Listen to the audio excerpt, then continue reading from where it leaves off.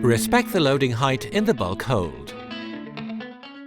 There's a lot of luggage. It'll have to be stacked so that everything fits. To comply with the initial loading plan, one could be tempted to overload the bulk hold. However, completely filling a hold means taking the risk of blocking the operation of devices that are essential to the safety of the flight.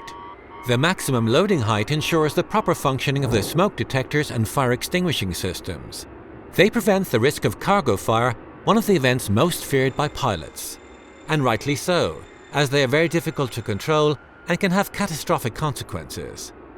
In 1996 and in 2006, 2 cargo aircraft managed to land after a fire in the hold, just before the cabin completely burst into flames. In 2010 and 2011, 2 747s weren't so fortunate. Damage to flight controls by fire and the spread of thick smoke in the cockpit made it impossible to control the aircraft. The first crashed near an airport and the second at sea.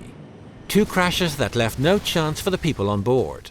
In addition, the space between the top of the load and the cargo compartment ceiling allowed the blowout panels to open. These valves prevent damage to the aircraft critical systems in the event of an in-flight depressurization. A strict rule considerably limits these risks. Always respect the maximum height marking when indicated or comply with the airline's instructions. The hold is full. Ask Patrick if we can put the remaining luggage in the front hold.